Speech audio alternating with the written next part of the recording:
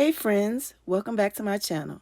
And if it's your first time here, I'm Janetta, an author who loves to draw. On my channel, I focus on combining storytelling with art. If that's something you're interested in, please like, comment, subscribe, and share. Let's get to it. SSMD, So It Begins, Chapter 7, Stop Looking. Eva. Dear sick of being single, here are some of my observations and experiences around finding a man. The majority of my friends who have a man weren't out patrolling for him. There are less than a handful who are aggressively looking and found one. But you have to ask yourself, in which scenario do you want to place your bets? Do an analysis of your married friends and see how they met their men. Also, think about your past boyfriends. How many of them did you meet while out on the prowl? If your friends and experiences are anything like mine, you may come to the same conclusion I did. You need to stop looking.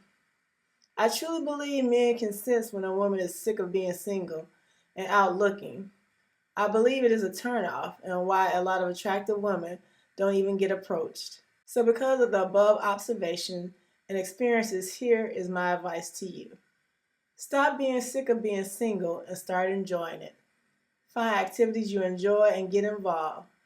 Make sure some of those activities are co-ed. After all, we have to be realistic. Sincerely, the SSMD advisor. After posting my response, I was reminded by my growling stomach that I hadn't bothered to eat breakfast.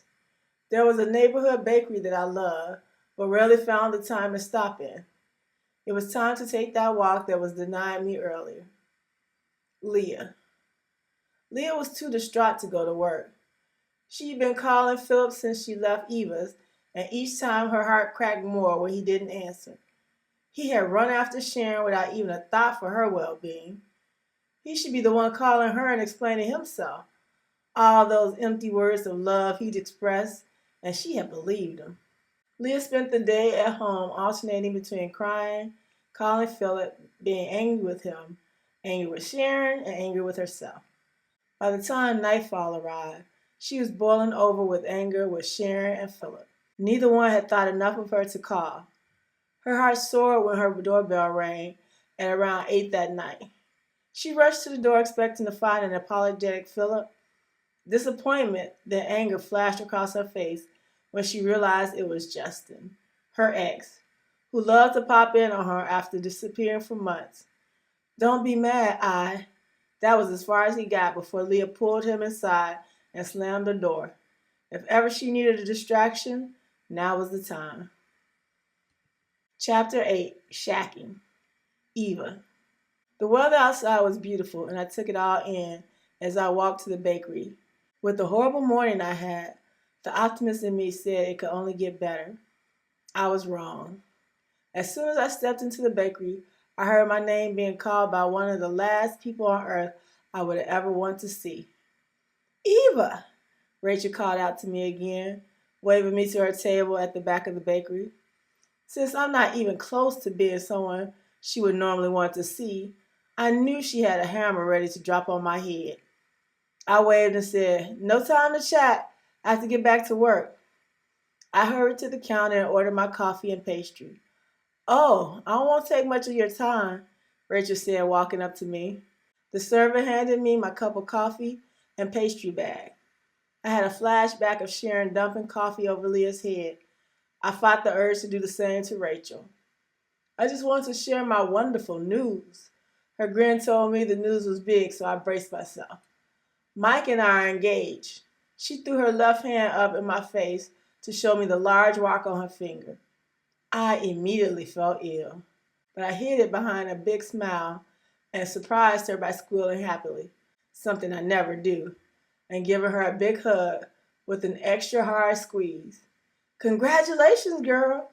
She looked at me suspiciously and said, "Should I tell Mike you said the same to him?" "Oh, don't bother. I'll tell him myself when he calls me later."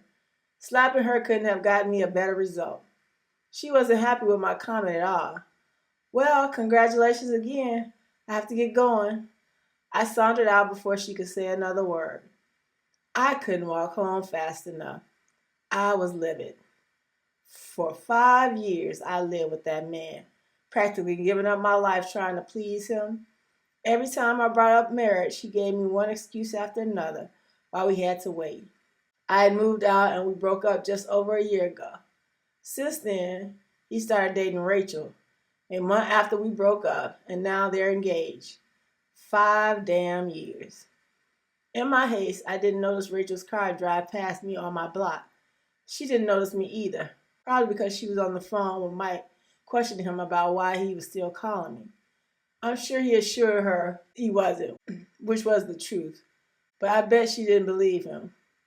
What the? I stopped short when I finally noticed Rachel.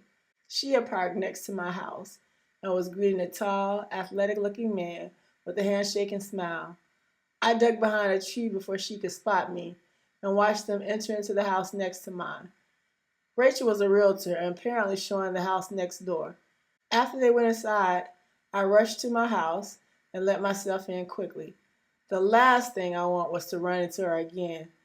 Back in my office, I knew which post I was going to respond to next. I had skipped it before, not sure if I should respond, but now I had to. The post read, Dear SSMD, my boyfriend and I have been together for almost 2 years. I really want to get married, but he thinks we should live together first. My aunt and mother says I shouldn't, but my friends don't see a problem with it. I keep going back and forth and can't decide. Please advise, considering shacking. I thought about me and Mike, and before I knew it, I was crying. Maybe this isn't a post I should respond to. Maybe I'm too biased. How would you respond to considering shacking? Find out how Eva responds next week. Hope to see you there. Hope you enjoyed today's story. If you did, don't forget to like, comment, subscribe, and share. Until next time, be and stay blessed.